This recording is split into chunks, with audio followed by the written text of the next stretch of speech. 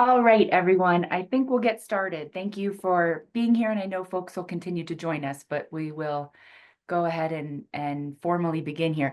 If I can ask you all as we're beginning, just to remember to please mute your microphones. We are recording this session so that we can watch it at a later date. On behalf of the Jesuit School Networks Conference Office, welcome to our latest virtual Ignatian Inquiry session. As you know, the JSN seeks to be a supportive resource to our member schools, and this virtual session is designed to be just that, a carved out space to listen, to learn, and to engage.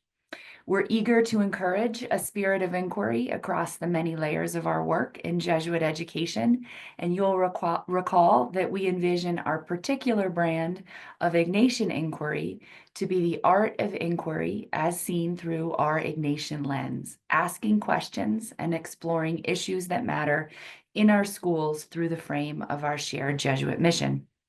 For those of you that I do not know, I am Kristen Ross Cully, and I serve as Director of Educational Inquiry with the JSN Conference Office.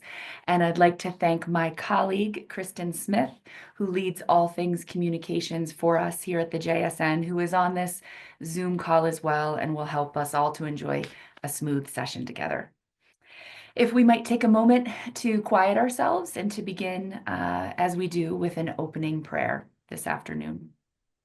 So as we quiet ourselves, if we can please be reminded that in being together here this afternoon across our network, we are in the presence of God. In the name of the Father and Son and Holy Spirit. A prayer for unity. In this century and in any century, our deepest hope, our most tender prayer is that we learn to listen. May we listen to one another in openness and mercy. May we listen to plants and animals in wonder and respect. May we listen to our own hearts in love and forgiveness. May we listen to God in quietness and awe. And in this listening, which is boundless in its beauty, may we find the wisdom to cooperate with a healing spirit, a divine spirit who beckons us into peace and community and creativity. We do not ask for a perfect world, but we do ask for a better world, and we ask for deep listening. St. Ignatius of Loyola, pray for us. In the name of the Father, Son, and Holy Spirit. So again, I welcome you this afternoon to our latest virtual Ignatian Inquiry session entitled Principals, Leadership Style, and Instructional Technology at Jesuit Secondary Schools in the United States. How the principal's leadership shapes EdTech decisions, planning, and integration. This virtual Ignatian Inquiry session examines the doctoral research completed by Dr. Sarah Kendall. In sharing her research with the JSN community, Dr. Kendall will explain how her doctoral program challenged her to examine the principal's leadership style at Jesuit secondary schools in the U.S. and how it shaped instructional technology. Specifically, Dr. Kendall will focus on how the principal's leadership influenced educational technology planning, decisions, and integration. And in addition, Dr. Kendall will share the challenges and successes perceived by technology leaders, as well as their observations about the COVID pandemic and the emergence of generative AI. This session will be of interest, as those on the call here show, to all leadership and faculty and staff across our provinces who support the mission of Jesuit education. It's my pleasure to formally introduce Dr. Kendall. Sarah was born in Bloomington, Indiana, but lived in Austria from age 6 to 19. Before starting at St. Xavier High School in Cincinnati as a German teacher in 2012, Sarah had a few other careers, including being a pilot for United Airlines, on the Boeing 757, 767 fleet, a professional classical singer, and perhaps the hardest of all, a stay-at-home mom. Sarah lives on the east coast of Cincinnati with her pets and enjoys quilting, knitting, fossil hunting, genealogy research, learning about new things, and traveling in her free time. In addition to teaching German at St. X, she is the school's educational technology instructional coach. Sarah holds a master's degree in education from Ashford University and completed her PhD in leadership and instructional technology from the University of the Cumberlands in September of 2024. Sarah is also the host of the Productivity for Teachers podcast. She's looking forward to sharing the results of her research on principals' leadership style and instructional technology at Jesuit secondary schools with our JSN community today. So I'll turn it over to you, Dr. Kendall. Thank you for taking the time here to share this important work. Well, thank you so much, Kristen, for that very kind introduction. And I'm truly honored to be with all of you here today and share this research with you. If you will allow, I will share my screen here. Okay, can everybody see that? Great. So I have to start with gratitude for the many people who helped me finish my research. And at the top of that list is Dr. Kristen Russ-Cully, who just gave that wonderful introduction. She was instrumental in helping me secure principal consent forms to conduct research at the schools. And I am just ever so grateful to you, Kristen, for all your help and fabulous advice along the way. My utmost gratitude goes to the 13 technology leaders from Jesuit schools who gave of their time and shared their expertise with me. And I just can't thank them enough for how generous they were. And finally, to my principal, Dan Lynch at St. X in Cincinnati, who encouraged principals to give consent for research and helped me along the way and cheered me on as things got kind of difficult. So I am indebted to all of you. So a little background of why I ended up with this particular study. As Kristen noted, my degree is in leadership and instructional technology. And as I worked through the coursework and learned more and more about instructional technology at other schools, I became curious about our unique situation here at our Jesuit schools. As you are all well aware, Jesuit schools operate with considerable academic freedom, and we love that freedom, right? But we, in general, don't have to comply necessarily that much with state, district, and archdiocesan mandates, especially when it comes to our academic programs. So that got me thinking, does the principal's leadership style play a different role or perhaps a more direct role with technology integration, given that we don't have those other things that we need to pay that much attention to? And so as I dug into the topic, it was clear that there is little to no research on leadership in primary and secondary Jesuit institutions.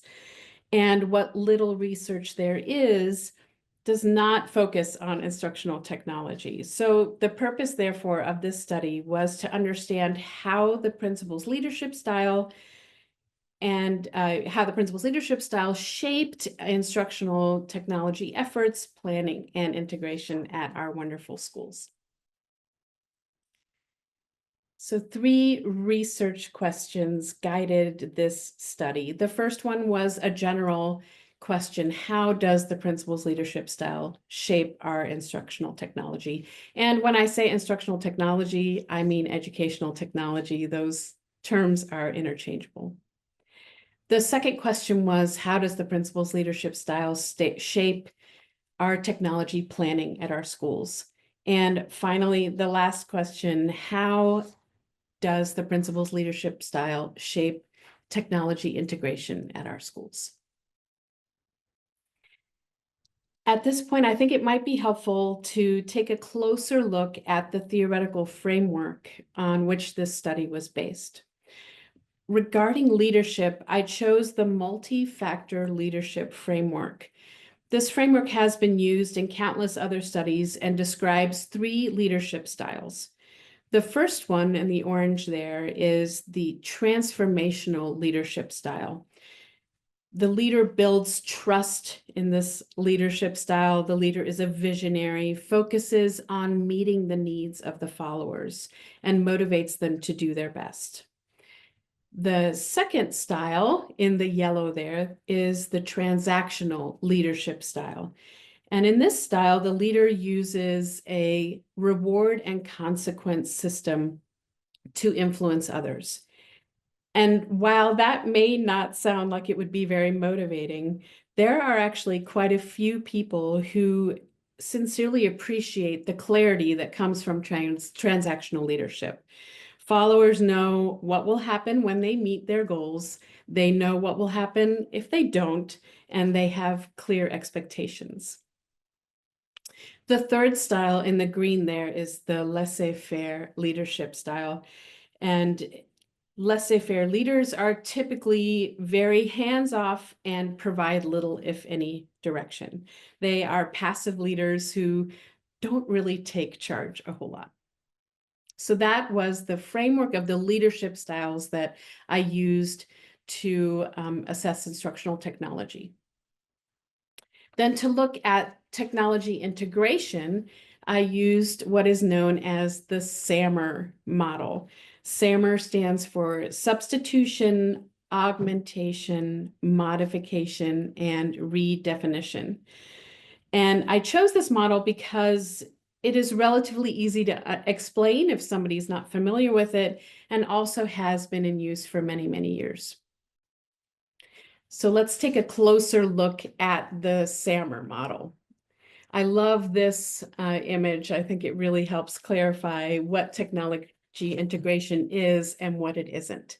So with no technology, you're basically standing on the beach, looking out at the water and wondering, gosh, what's in the water? In the substitution phase, the technology acts as a direct tool substitute with no functional change. There's not that much change of being on a boat looking in the water than there is standing on the beach. In the augmentation phase, technology acts as a direct tool substitute, but there is some functional improvement. So you're snorkeling in the augmentation phase, you can see more of the ocean, see more fish, you have a better sense of what the ocean is all about. And those two first levels are called the enhancement stage. Then as we get more into technology integration, we dive into modification. Here we are, a scuba diver. We're really getting a good sense of all the plants and fish in the ocean. And here is where technology allows for significant task redesign. And finally, redefinition. The last level is when we are in our submarine here and exploring every inch of the ocean floor. And this is where technology allows for the creation of new tasks that would have been previously inconceivable without the use of technology. So those last two stages are part of the transformation part of SAMR, which has nothing to do with transformational leadership that I mentioned earlier. So I just wanted to clarify that. I just want to pause here for a moment and say that this study did not seek to judge the principal's leadership. Far from it. That was not the purpose. Instead, we were just examining how the leadership style directly shaped technology integration. So there's no judgment in the study. Every dissertation, as you probably know, includes something called the literature review, where you take a deep dive into research that has been done up to this point. And as I mentioned, there is not much research about Jesuit secondary and primary institutions out there in the literature. And so that made things somewhat easy for me in a way, because doctoral candidates have to identify a gap in the literature, something where you can add new information to the existing research. And certainly that was not a problem to find a gap in the literature for this study. There is, however, a large body of research on leadership styles, and there is also a large body of research on technology integration. And together, The two yield the following results, as you might expect. Transformational leadership, that visionary leadership, results in higher tech integration and motivation. The transactional leadership sets clear goals, but somewhat limited empowerment for the teachers. And laissez-faire leadership with technology integration means that there's really no lack of direction and no initiative being taken to explore and experiment. Just a quick background about the study itself. It was a qualitative study, meaning that we did not gather data to run statistics. It was more focused on the experiences of the technology leaders at the schools where I interviewed. And a descriptive phenomenology means that the study was focused on those leaders' experiences. In this case, the participants were technology leaders from 13 schools, and we conducted semi-structured interviews on Zoom, everybody's favorite, right? And the data collection strategy, the analysis was done by thematic coding, meaning that I used a strategy to allow themes to emerge from the data, mostly from the interviews, but as you'll see, also other data points. So the schools, for confidentiality reasons, I really can't share much about which schools participated. I know that many of you are very, very Jesuit savvy and would be able to tell which schools participated. So for confidentiality reasons, I can't share a whole lot, but I can tell you that all 4 US provinces were represented. I only interviewed at secondary schools in the United States, and the study included only legacy schools, in other words, no Cristo Rey or nativity schools. So as I said, I interviewed 13 wonderful people. We spent about 45 minutes to 60 minutes together and focused on their experiences with the principal's leadership style and technology at their schools. I also asked those same technology leaders to complete what is known as the MLQ, the Multi-Factor Leadership Questionnaire. That questionnaire assesses those leadership styles that we just talked about: transformational leadership, transactional leadership, and laissez-faire leadership. I also gathered nonverbal cues during the interview, which was really fun for me, and used demographic data from the 13 schools to kind of round out the picture. So how did those technology leaders at the schools perceive the principal's leadership style? Well, 7 of the leaders gave their principal high transformational leadership scores, and 6 gave them relatively low leadership scores. And I want to really emphasize the relative part there, because none of the principals received anything that I would perceive as being super low at all. It was all fairly close to the middle when it was low. So there were no outliers there. The same thing for transactional leadership. 5 technology leaders perceived that their principals had high transactional leadership, and 8 perceived that their principals had relatively low transactional leadership. It will not surprise you that nobody said that their principal was a laissez-faire principal, because that's not how we roll in our wonderful schools. And so the scores for laissez-faire were very low overall. There were 2 technology leaders that gave their principals slightly higher scores in the laissez-faire realm, but nothing significant to point out there. I do want to mention here that it is possible, as you can tell, that a leader can receive both high transformational and high transactional leadership styles. It is relatively common for leaders to actually switch between those 2 as the situation warrants. So there were several principals who received both high transformational and high transactional leadership scores. Another thing to consider is that 21 of the 48 principals gave permission to conduct research, so less than half. Therefore, the study may not and likely did not capture the full range of principal leadership styles at our schools. And in addition, of the 21 schools where I did receive permission to conduct research, 8 technology leaders did not respond to my request to interview them.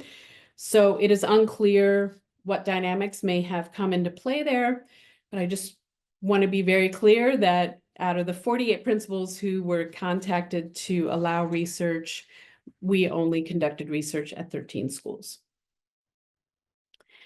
So there were, as I mentioned, the 3 research questions that guided the study.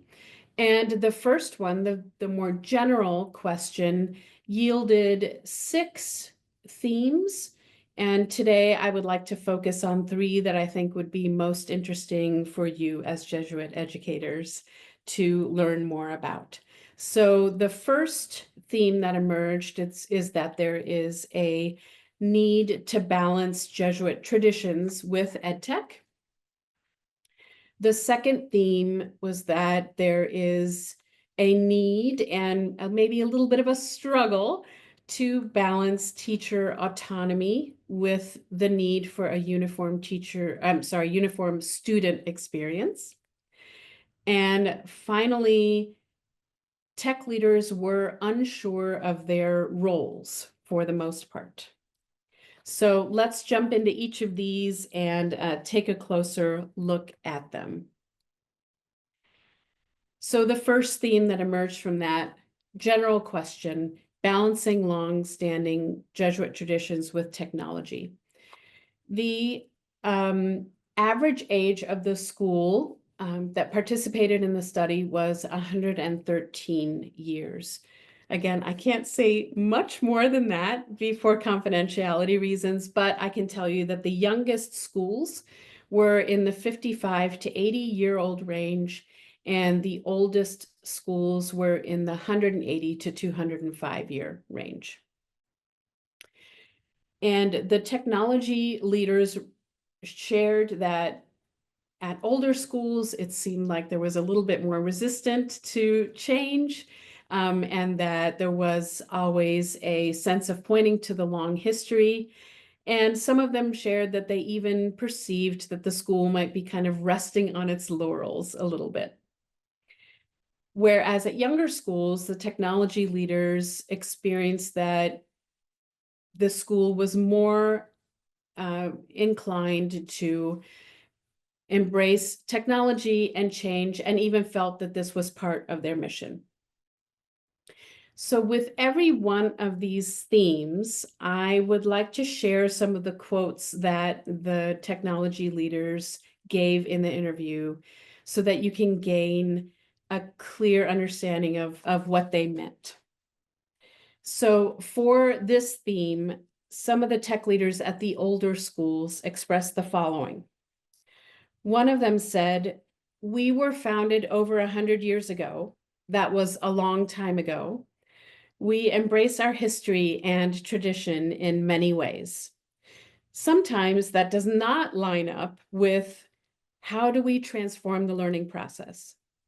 We have a lot of history carrying out a mission, a well-defined mission that we embrace.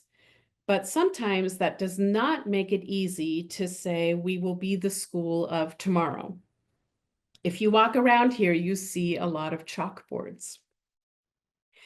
Another leader said, "We were founded over 180 years ago. That is good and bad. We talk about reflection a lot as a Jesuit school, and part of that reflection is that it's fine and we're good. We sort of rest on our laurels, though, to be honest." Another leader at one of the older schools said, "We have over 100 years of tradition at this point, so we have a lot of history here at the institution. Change does not always happen quickly." Now, in contrast, at the younger schools, the tech leaders pointed to a slightly different experience. One said, "We were founded less than 70 years ago. Our principal focuses on the history of Jesuit education, but emphasizes that Jesuits have always embraced new technology. Another leader said, "We were founded less than 80 years ago. The notion of being at the frontiers, I am really proud of that. Jesuit education does some of its best work when it is out on the frontiers. We are not afraid to innovate." And finally, one other leader said, "It is the fear of change. It is that tension in Jesuit education. There is this very long, proud, holy history, but that bumps up against the tension of we have to keep moving forward. But it is easy for you and me to sit around and talk about that. It is not easy to move a giant ship, you know." So I hope those quotes help you understand what the leaders shared during the interview process. The second finding or theme that came out of that general research question was that there is a need to balance teachers' autonomy with a uniform experience for students. 10 out of the 13 tech leaders reported that consistent use of EdTech, especially the LMS, was a significant issue. And when principals hesitated to mandate common practices, the student experience was confusing and frustrating. However, principals with high transformational leadership scores supported the tech leaders' efforts to improve this consistency. So again, I think a few quotes would help clarify what these wonderful leaders meant. One shared with us, "Each teacher uses the LMS in their own way. Maybe they use the module section and make folders. Maybe they just post homework calendar. Some teachers really lean into digital posting. Some still have their student print out their papers. There is still a mix. It's up to the teachers. Some teachers do totally random things. So we say to our students, your teacher may do this or your teacher may do this. If you're stuck, reach out." Another leader shared their experience this way. "The administration was hesitant to mandate consistent use of LMS in the past due to not wanting to overload the teachers and not wanting to assign someone to audit the courses. One of the issues is a drastic inconsistency across teachers in how they use the LMS. A bunch of issues are around giving feedback and communication grading policies, particularly when work is missing, late, or ungraded. Nobody can tell which one is true." So those were the experiences of the tech leaders surrounding a need for a consistent student experience. Now, this finding here is the one that the tech leaders spent the most time talking about. This is where they were the most animated. This is where I gathered the most information. And so I do want to spend a little bit more time on this one. So the leaders in general were unsure of their role. The school's hierarchy and lack of clear direction from administrators presented challenges. However, principals with high transformational leadership scores did give clear direction and support, and the tech leaders really appreciated that. 12 of the 13 leaders mentioned multiple role, staffing, and title changes in a very short time, and ambiguity in their job descriptions. When IT was not under the academic umbrella, the tech leaders often felt stuck in the middle. So here is a long list of the duties that the tech leaders described that they have, some assigned to them officially and some unofficially. And I'll give you just a minute to read through this list.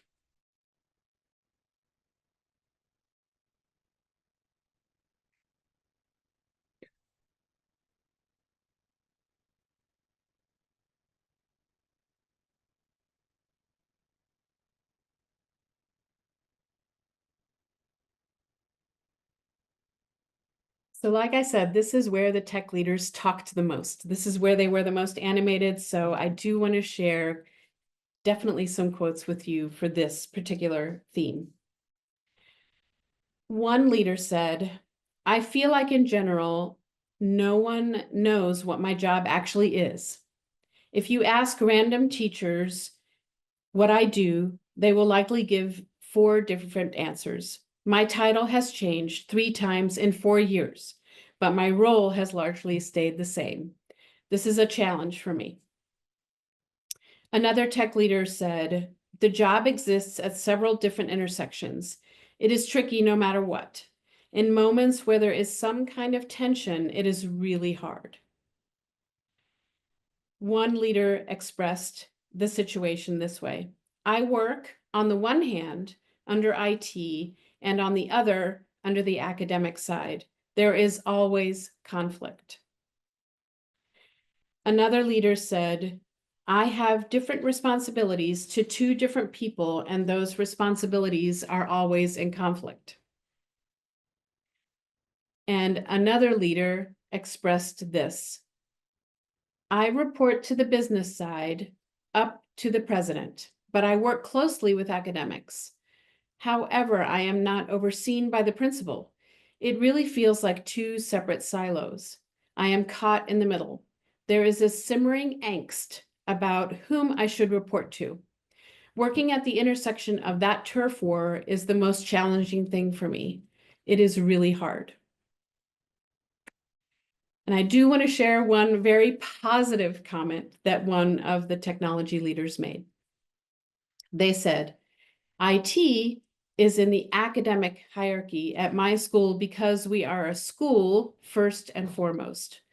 The benefit is that a primary focus of the IT department is to support kids, teachers, and academic programs." So those were the 3 themes that emerged from that first very general research question. The second research question was all about planning for technology and yielded 4 themes.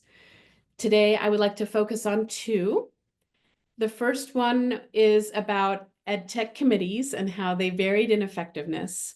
And the second one is about decisions along the lines of software, LMS, and student device programs. EdTech committees. The leaders had a lot to say about this as well. It seemed that only 2 schools had standing EdTech committees, but the other schools used EdTech committees more ad hoc as needed.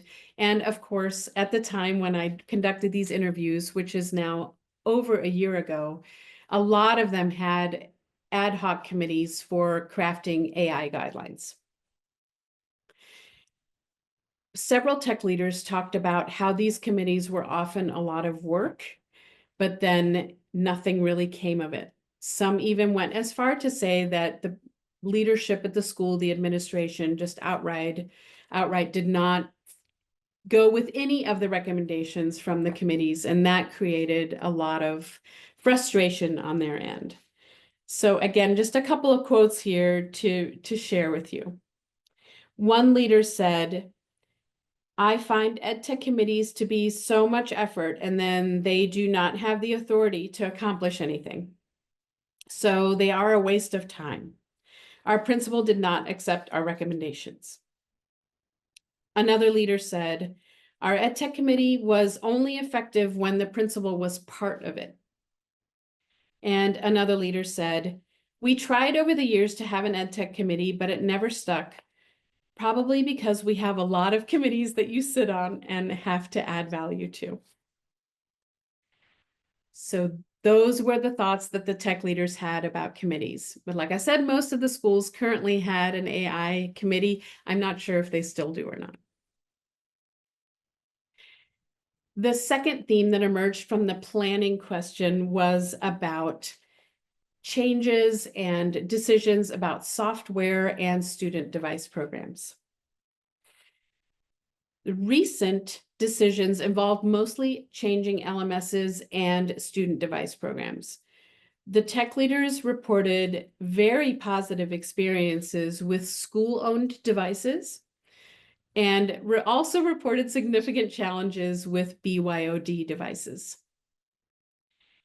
The principal's leadership and effective communication had a significant impact on all of these changes as they were communicated to the wider school.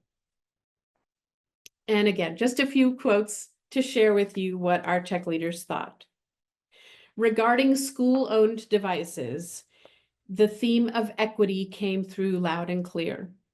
For instance, one leader said, "We switched to a school-owned device program because we wanted all students to have the same functionality. We wanted equity for all students." Another leader explained, "School-owned devices are necessary for equity purposes. Everybody has the same thing. I do not have to worry about students feeling embarrassed or left out. Everyone is on a level playing field." On the flip side, regarding BYOD programs, the tech leaders had the following to say. One of them said, "Getting the apps for testing downloaded on all devices was a nightmare. The students never update their devices." I'm sure that comes as a shock to you. And so many were not able to install the app. It took me over a month to hunt everybody down and get their devices ready. Another leader said, "Our BYOD program was the wild, wild west. You could not control anything." So those were the most significant findings from that second question about technology planning. And finally, now to the third research question, the one about technology integration. There were three themes that emerged from this, and I want to focus on the last one, which was factors identified by the tech leaders that affected the level of tech integration at their schools. So just as a reminder, here's our lovely Sammer Ocean model. And I want to share with you how the tech leaders perceived where their schools were currently at as far as tech integration according to the Sammer model. 2 leaders said they thought their school was between substitution and augmentation. 6 leaders thought they were right at augmentation.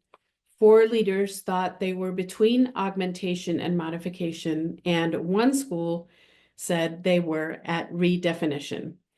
And just to clarify, these are just the opinions of the tech leaders, which I'm sure are quite accurate, but it was not, I didn't delve into it any more than that. So the negative factors that the tech leaders identified were teacher workload, low expectations for tech integration, and PTSD from previous student device programs. Positive factors were modeling and encouragement from the principal. That also came through loud and clear in the literature review, that when the principal modeled use of technology and encouraged it, people followed suit. And the COVID-19 pandemic, while not really a topic that was specifically asked about in the interview, came up in this area a lot for both negative and positive reasons. So just a few quotes here that I think you'll find memorable. One tech leader said about teacher workload, "The culture of our school is that teachers are overworked and have no time or energy for training sessions." Another leader said, "I did offer some training sessions, but found that the culture of our school means that our teachers are so overworked and pressed for time that they cannot attend." Another leader said, "We need to make sure we are giving teachers time. I think it is the #1 reason why technology integration is not higher at my school. It takes a lot of time to learn new technology, but if we are given the time, then we will do it and it will be motivational." A few quotes about the PTSD aspect of previous device programs. One leader said, "Our teachers still have PTSD from our prior student device program. It is going to take a long time before we recover." Another leader said, we started with a BYOD program. There was no control. It was terrible. We are still recovering. And finally, about principal expectations, one leader said, our principal did not set expectations at the beginning, and it has been challenging to change that. Another leader said, the principal and I are always looking for teachers who want to take the lead and experiment with things. We are looking for out-of-the-box thinkers who are trying to push the curriculum to new levels. And then about the COVID-19 pandemic, both positive and negative things came out. One leader said, an upside of coming out of COVID-19 is us realizing that we have the potential to pivot on a long weekend's notice and totally change how we do things. There are certainly things that came out of the pandemic that we are holding on to now. And another leader said, even though the pandemic has now passed, it is still ringing in the environment. I think we still have not fully recovered from it. We are just now starting to come out of the hangover, sticking our heads up out of the mud. Again, keep in mind, these interviews were over a year ago, so I am not sure if the tech leaders still feel that strongly about that COVID influence now a whole year later or not. So a few recommendations that came out of the study that might be helpful for you. First, as came through loud and clear, there is a lot of ambiguity for tech leaders about their roles. And so anything that a school could do to remove that ambiguity and support the tech leaders would go a long way. Another theme that emerged so strongly was that the tech leaders are really working hard to improve the student experience and make things uniform for them. And that any support from the principal on that would go a long, long way towards improving things for our wonderful students. And finally, since I have the ear of the JSN right now, the veteran tech leaders who participated in the interviews have wonderful, wonderful memories of the technology cohort that the JSN used to host. And all of them, without fail, if they have been there since 2019, since before 2019, commented that they really long for that collaboration and being able to work together again. So I would be remiss if I didn't mention it. So that is the summary of my study for you. I hope it was helpful for you. There is my contact information if you need it. And if you haven't had enough of my voice yet today, feel free to scan that QR code and listen to my podcast. But other than that, I will turn it back over to Kristen. Thank you so much, Sarah. We have a little bit of time for some Q&A, and if you're in a spot where you're able to turn on your camera, we would be grateful for that. It just feels much more like a colleague conversation. But Sarah, I have to thank you for all of it. There's so much of your work that I think resonates, you know, on many different levels. And I'll kind of get the commentary started here. I was really interested when you talked about the culture of time in schools. I think that spoke to me as a former principal, and you know, time is the greatest resource within our schools. Can you talk a little bit more about that? Like what more did you hear? This idea of the culture of how time is used, and of course, time being needed to learn new things as an educator. Yes, I would love to talk about that. A few of the schools actually mentioned that they have kind of rotating late starts that they're using sometimes for student programs, but more often than not for teacher development, where the teachers have options and can choose what they need to focus on. And those hours seem to be time very well spent and very much worth taking a little bit of instructional time away. But the culture of teachers being overworked, I thought was very interesting. I think it was 8 out of the 13 leaders that commented on that, how they want to offer more, they want to support teachers more, they want to work more with teachers, but teachers just don't have the time. And even when they might have time, it seems like the emails, the announcements, all that stuff just gets buried among other many, many emails that we all receive every day. Thank you. What else? I'll just open it up, and there's no reason to raise your hand. Just if you've got a question or insight, please just go ahead and feel like you can speak directly to Sarah here.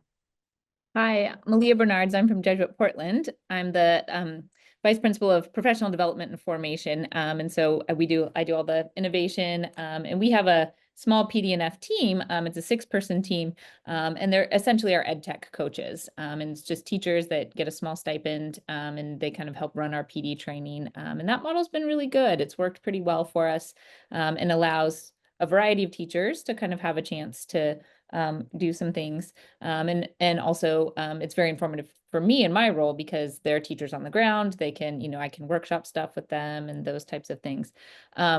But to date, we haven't really established an AI committee. And I heard you mention that there was an AI committee at many of the schools where they had referenced it. So I'd be curious to hear from you, Sarah, and also anyone else on the call, just how your schools have approached it. So far, I've been kind of an AI committee of one, which of course is very siloed, and then making recommendations to the admin team, moving through all the AI tools, trying to decide which tools are best, when we take it to teachers. So does anybody have some successful models that they're using in terms of AI committees, and things that you've done that you feel like have helped move teachers and institutions forward? So what I can share just from the study, and then I'll let others jump in. Again, this was over a year ago, so I am not sure how things stand right now in this quickly changing world. But the committees that were mentioned most frequently were driven just to work on guidelines. So not necessarily looking at specific things like Magic School or anything like that, but really just to craft guidelines. And the tech leaders were very clear that the principals did not want to call it rules, and they wanted really it just to be guidelines.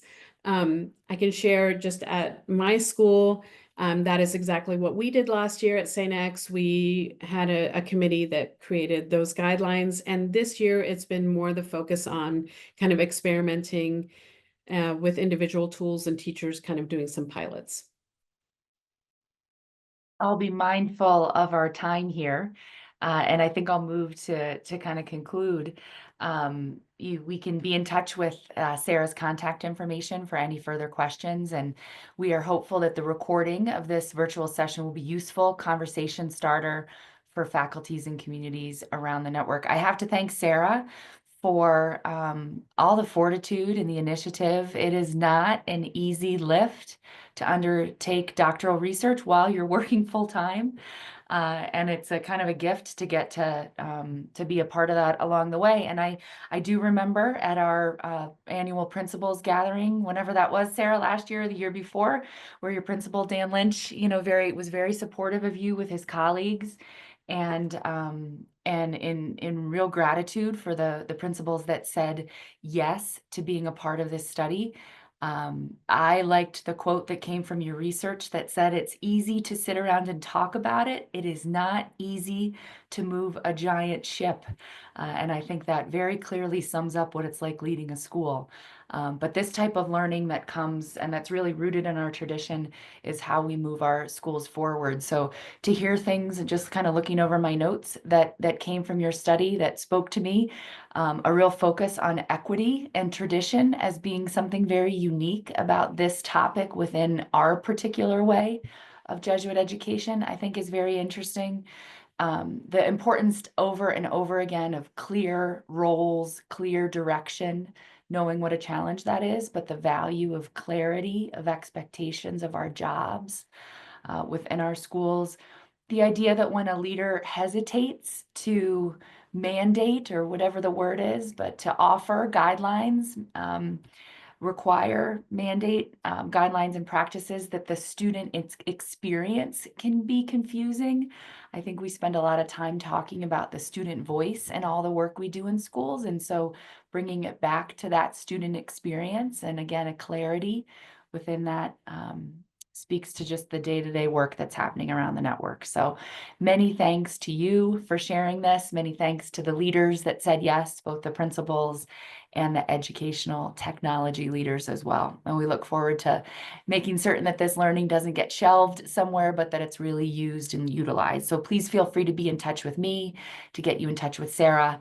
And we look forward to sharing it. So Okay. thank you, Sarah, and thank you so much Thank to you so much. everyone